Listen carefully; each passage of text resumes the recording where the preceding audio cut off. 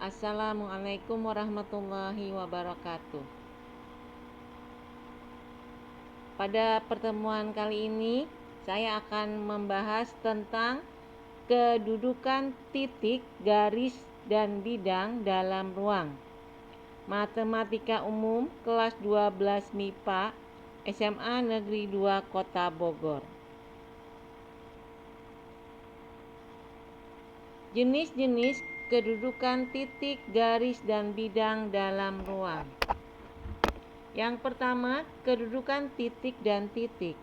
Yang kedua, kedudukan titik dan garis. Ketiga, kedudukan titik dan bidang. Keempat, kedudukan garis dan garis. Kelima, kedudukan bidang dan bidang. Yang pertama, titik ke titik. Yang pertama, titik berimpit dengan titik A. Titik A berimpit dengan titik B. Yang kedua, titik tidak berimpit dengan titik. Kedudukan titik dan garis. Yang pertama, titik terletak pada garis atau garis melalui titik. Yang kedua, titik tidak terletak pada garis atau titik di luar garis. Kedudukan titik dan bidang. Yang pertama, titik terletak pada bidang atau bidang melalui titik. Yang kedua, titik tidak terletak pada bidang atau bidang tidak melalui titik. Kedudukan garis dan garis. Yang pertama, garis berimpit dengan garis. Yang kedua, garis sejajar dengan garis. Perhatikan gambar. Yang ketiga, garis berpotongan dengan garis. Yang keempat, garis bersilangan dengan garis. Yang kelima, kedudukan garis dan bidang. Garis terletak pada bidang atau bidang melalui garis.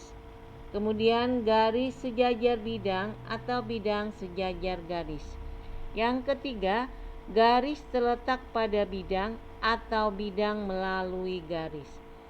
Kedudukan garis dan bidang. Garis terletak pada bidang atau bidang melalui garis. Yang kedua, garis sejajar bidang atau bidang sejajar garis. Yang ketiga, garis terletak pada bidang atau bidang melalui garis. Kedudukan bidang dan bidang. Bidang berimpit dengan bidang. Yang kedua, bidang sejajar dengan bidang. Yang ketiga, bidang berpotongan dengan bidang.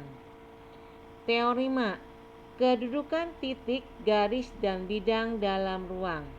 Yang pertama, lihat gambar sebelah kiri. Jika garis G menembus tegak lurus bidang W, maka G tegak lurus pada semua garis yang terletak pada W. Yang kedua, jika garis K dan H tidak sejajar dan tegak lurus dengan G, serta K dan H terletak pada bidang W, maka bidang W tegak lurus dengan garis G. Contoh soal. Pada kubus ABCD, EFGH, sebutkanlah 3 macam contoh. Yang pertama, 3 macam rusuk yang berpotongan dengan EC adalah BC, EF, dan CG. Yang nomor B, 3 macam rusuk yang sejajar dengan AD adalah BC, FG, dan EH. Yang ketiga, 3 macam rusuk yang bersilangan dengan BF adalah EH, DC, dan HG. Contoh yang nomor 2. Pada kubus ABCD, EFGH, tentukanlah kedudukan garis-garis berikut ini. Yang pertama, EC dan BF bersilangan.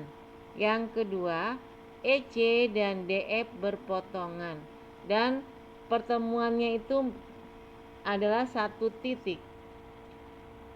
Yang ketiga, EB dan HF bersilangan. Lihat gambar. Yang keempat, ED dan FC sejajar. Contoh ketiga, Pada kubus ABCD, EFGH, sebutkanlah 3 macam contoh. Yang pertama, rusuk-rusuk yang terletak pada ACGE adalah AE dan CG. B. Rusuk-rusuk yang sejajar dengan BCGF adalah AD, DH, EH, dan AE. C. Rusuk-rusuk yang menembus DCGH adalah AE dan CG. Soal nomor 4. Pada kubus ABCD EFGH, tentukanlah kedudukan garis dan bidang berikut ini. A. FD menembus ACGE. B. EC terletak pada CDEF. C. ED sejajar dengan BCGF. Dan yang keempat, EG menembus BDHF. Untuk hari ini pertemuan kita dalam membahas dengan kedudukan titik dengan titik, titik dengan garis, garis dengan garis, dan bidang dengan bidang. Sampai di sini saja.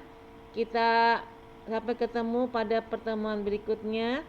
Wassalamualaikum warahmatullahi wabarakatuh.